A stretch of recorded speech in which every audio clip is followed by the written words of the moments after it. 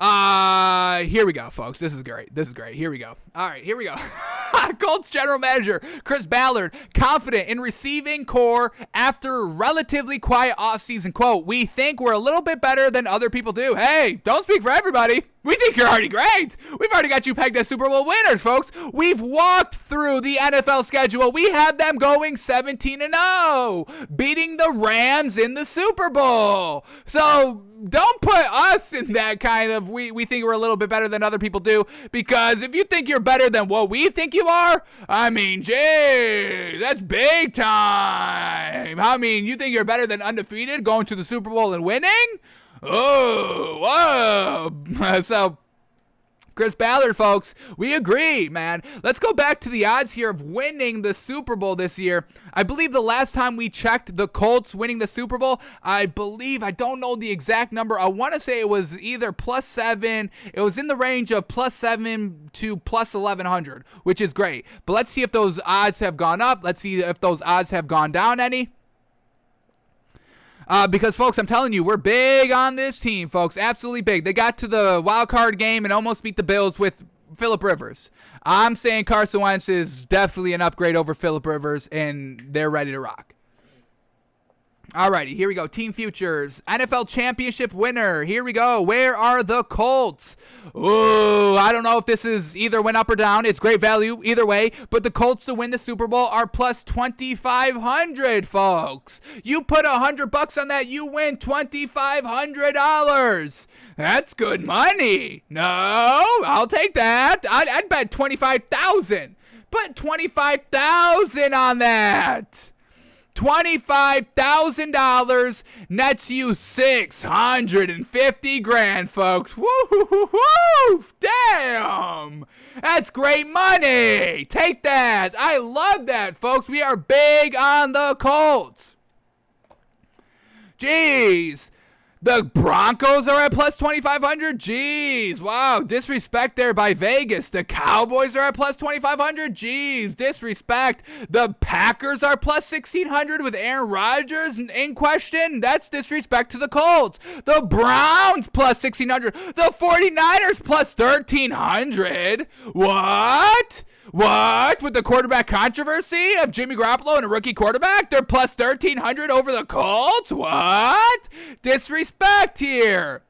The Bills having better odds than the Colts. I can get behind the Chiefs. Obviously, I can get behind the Bucks. I can obviously get behind in the Rams. I think they should be plus 1,300. The Rams are plus 1,300 to win the NFL championship. The Colts should be plus 1,300. I think they're the exact same. Jeez, disrespect out here by the Colts, but hey, use that in your favor, folks. Use that in your favor and go make some money. The Dolphins are plus 3,000. I love the Dolphins, obviously, but jeez, I don't know if we're Super Bowl contenders quite yet. And they're plus 3,000 with the Colts plus 2,500? All right, now we understand where Chris Ballard is coming from. He's getting disrespected left and right. Damn. Alrighty, let's go into this article and truly see how disrespected they are. Because if Vegas is disrespecting them that big, damn. Here we go. The Colts aren't one of the meaningless. Sometimes on NFL.com, some of their articles just start in like mid paragraph, like midway through. I don't get it. This is how they start. The Colts aren't one for the meaningless splash. I guess that makes sense, but what a weird thing to start with. I don't like that. All right, but here we go. Colts general manager Chris Ballard disappointed some by not reeling in the biggest fish in March, a reality that isn't the worst outcome for a team. It just stings a little more when said team is among those with the most salary cap space available and is coming off a playoff berth and wildcard exit. The Colts did make moves, though. They just refused to overpay to make headlines. Okay, so y'all wanted them to overpay to make headlines for y'all? That's not what winning football does, folks. That's what not winning football does. That's why you bring in Tim Tebow, to make a headline, but you will not win with Tim Tebow. I mean, what are we saying out here?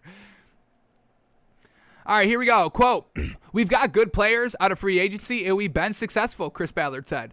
We're just not the biggest fans of right out of the gate free agency where you're paying B players A+ money. which is going to affect down the line. There's a cost to that. So, oh my God, this man's financially smart? No wonder why the Colts are great. They're not overpaying for nonsense. They're not running a circus to appease the media. Can't blame them. This is what we do here at Takes by Fans. We're not making the headlines. I don't care if you make the headlines. We're going to talk about you regardless. Make the headlines in a big splash, we'll talk about you. Don't make a big splash and you're still good, we're still going to talk about you. The fact that, teams even have this thought of, yeah, this may not be the best move, but it will get a headline. I say we do it. What is that? I don't want to be a fan of that. I don't want to be part of that team. I don't care about the media. If you are good, if you are doing things the right way, you will get talked about. Y'all don't know we just hit 150 subscribers on YouTube? I think we're part of the media now. Play to us. I mean, we'll talk about you. Damn. All right, what else we get here? So they're definitely getting disrespected. They're getting disrespected by Vegas, and they're getting blatant disrespect by the freaking media out here. Who wrote this article? Nick Shook. You should be ashamed. You should be ashamed of yourselves. What are you talking about here? Jeez. All right, we got to continue with this entire article, too. We're not just going to get to the quotes. Well, maybe, because there is a lot here. But we'll start, we'll keep going here, because if he's going to get disrespectful here early on, I want to hear what else people are trying to say about this Colts team. Because they didn't make a big splash in free agency? Because they didn't overpay? That's why they're plus 2,500? What? Here we go. It is often true the team that wins free agency doesn't end up winning a whole lot once the regular season arrives. So what are we saying? Y'all are contradicting yourselves the same. We're not talking about them because they didn't make a big splash in free agency, even though the teams that do make a big splash in free agency don't win. Well, folks, what are we doing? One can point to the Eagles' dream team of a decade ago for an example of this resulting letdown. And they're far from the lone club to attract plenty of offseason attention before faltering in the fall. Ballard also has the luxury of deciding to instead reinvest the Colts' liquid cash in players he selected in the Indianapolis developed. That will include players like Darius Leonard this upcoming offseason and Quentin Nelson in the following offseason. Both players taken by Ballard in the same draft class 2018. Which means a spending spree isn't exactly the smartest approach for the Colts when they'll need to push some space into the future to retain their best. So once again, you are just contradicting yourself in this article left and right. You don't need to make the big splash. Who cares if they're not getting a headline? That doesn't win. Y'all just said that. And you wanted the Colts to do that. Quote here by Ballard, our players know we want to keep them. We've done a pretty good job so far of keeping the players we wanted to keep in-house. We feel like we have a really good, I know culture gets thrown around, but we do. I think we have a really good culture. It's one of accountability, one where they care about each other, and one where they want to win and do special things. And that's what we've been hearing out of the Colts locker room by every player that we've been talking about, folks. They are ready just to win. This is a no-nonsense team. They put in the work, and their work results on the field. It was just Phillip Rivers not being the greatest. He's never clutch. He doesn't get it done in the playoffs. We know this about him, but they took a little one-year chance to see what they can do this year at quarterback, and you bring in Carson Wentz, who is coming from an organization that is a complete 180 from this Colts team. There was no accountability in that Philadelphia Eagles locker room. There was nobody that were loving everybody else and just wanted to win. That wasn't Philadelphia. Everybody wanted to place blame on everybody else. Oh, it's his fault. It's his fault. It's his fault. So this is why we're buying into Carson Wentz. The structure is already here, and we just need Carson Wentz to stay healthy and get it done. And we believe he can do so. That's why we're big on this team. All right. Let's skip around here. We got two more quotes. Let's see what we get. Instead, Ballard is doubling down on the talent he's already brought in, some of whom just might need a full year of healthy football to potentially evolve into a game-changing player. Quote, I'm betting on Michael Pittman, and I would bet on that man as well. I'm a big fan of Michael Pittman, wide receiver 2 for this Colts team. Obviously, you got T.Y. Hilton as wide receiver 1, but Michael Pittman, what he's been showing us last season, we can definitely get behind this man big time. So, Chris Ballard's betting on him. We've been betting on him. Are we Chris Ballard, folks?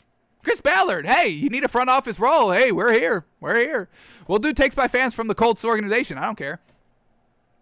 I'm betting on Michael Pittman, who I think has got a chance to be really good. I thought he ended the year strong. He had a big playoff game with over 100 yards. Yes, sir. Reliability in the clutch. Give me that. Give me that. Everybody just ignores Zach Pascal, but all he's done is catch 10 touchdowns over the last 2 years, and then getting Paris Campbell back is a big bonus, and he's looked great during the offseason. We think we're a little better than other people do. Yes, believe in your own team. I love it. Damn, I'm about to be a Colts fan. I'm loving the culture here. I'm loving the top-down organization, man. This is a smart general manager. This is what he gets it done in the league, folks. It's not signing Tim Tebow for the articles, for the headlines. Jeez. Oh, and along the way, Ballard managed to keep a beloved Colt in town for at least one more year. T.Y. Hilton, he kept him one more year.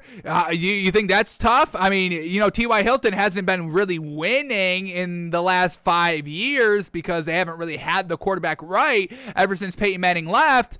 And T.Y. Hilton, could have had every single right to be like, hey, I'm going to go play for the Bucs. I'm going to get a ring. I'll see y'all. But he kept him here one more year. Yo, T.Y., we truly think, I know we said that with Phillip Rivers, but Phillip, come on. This is Carson Wentz. He's able to get you to the game. He's proven when he stays healthy, he can get it done. And the injuries are out of the way. So come on, one more year, pal. One more year. Yeah? Yeah, my man Ballard. Yes, sir. So, last quote here. They're a talented group. Is there a guy that you just line up and go, holy crap, man, how are we going to stop this guy? Maybe not, but they are really damn good players. And T.Y. Hilton can still play. He can still play. T.Y. Hilton is a competitive and as good a teammate as I've ever been around, folks. Yes, sir. Yes, sir. And T.Y. we trust, folks. And Chris Ballard we trust, folks. Colts, Super Bowl champions, plus 2,500 odds. Go win that money, folks. It's right there. Alrighty, those were all the stories that we needed to cover for today, so let's kind of